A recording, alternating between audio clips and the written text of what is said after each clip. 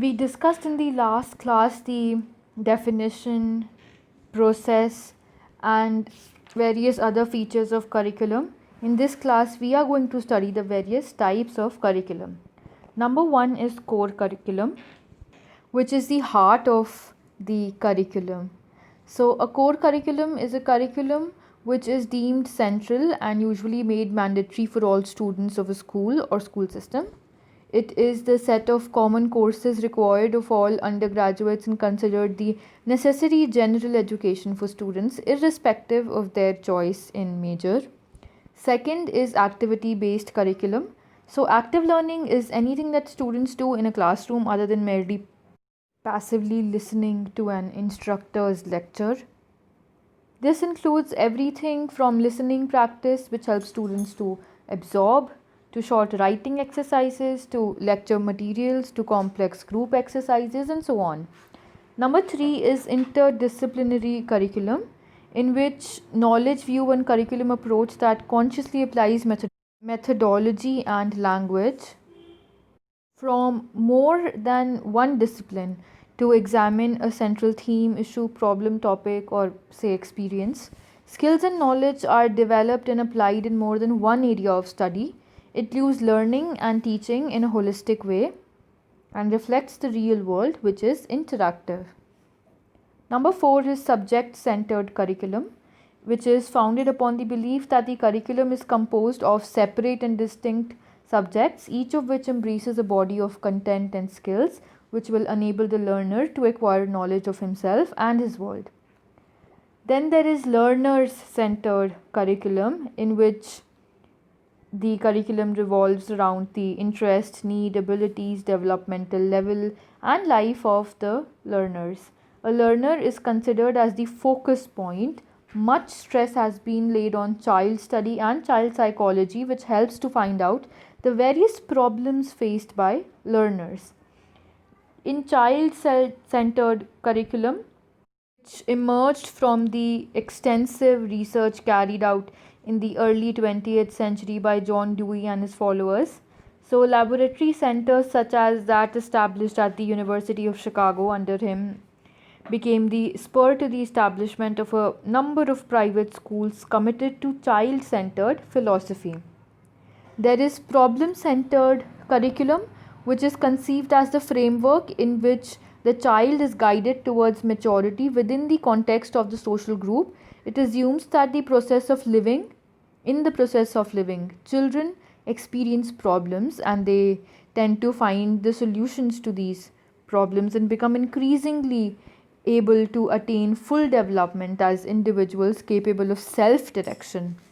There is society centered curriculum, which is defined as a curriculum which is massive, ongoing, informal curriculum of family, peer groups, neighborhoods, churches, organizations, occupations, mass media, and such other socializing forces that educate all of us throughout our lives. Then there is the hidden curriculum, which is knowledge that is implicit and students learn it in school. It is implied by the very structure and nature of schools, much of what revolves around daily or established routines.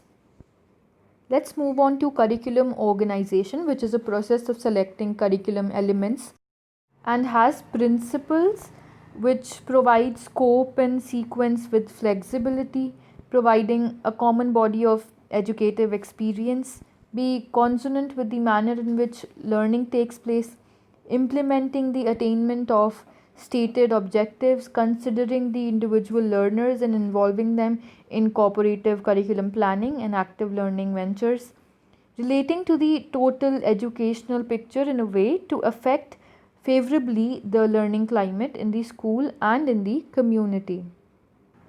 There are 5 approaches of curriculum organization. Integrated approach, in which an approach to teaching and learning that is based on both philosophy and practicalities practice. It can generally be defined as a curriculum approach that purposefully draws together knowledge, skills, attitudes, and values from within or across subject areas to develop a more powerful understanding of key ideas. Secondly, an interdisciplinary curriculum combines several school subjects into one active project or is organized to cut across subject matter lines, bringing together various aspects of the curriculum into meaningful association. Concentric and spiral approaches. In this, the whole curriculum is spread over a number of years. A general treatment of almost all the topics are attempted at the beginning, and it is developed in successive years according to the mental development of the pupils. In the beginning, the whole aspect is given to pupils. In the next years, more details are added. In the following, the maximum of teaching, such as from whole to part, simple to complex, is given. In nature study, it is defined as learning to be really alive to the world around. The use of the word study implies that independent work must be done by the pupil. Lastly, nature rambling. This is the main criteria of the experience of the child, as child is considered as the rambler in his environment. The material the child is likely to meet with the scientific situation be likely to face with are chosen and arranged in the science course. According to the science course of the first year, you may contain the elementary study of planets, trees, and such. In second year, the study of rock, different kinds of rock, water, purification of water, etc. So it lays the foundation of advanced studies. As in this third year, one can study sand, minerals, atmosphere, and such. So this process develops the power of observation and reasoning, and it establishes good relationship between the child and his environment. Curriculum organizing components are curriculum aims, goals, and objectives. Then there's curriculum content or the subject matter, curriculum experience, and curriculum evaluation.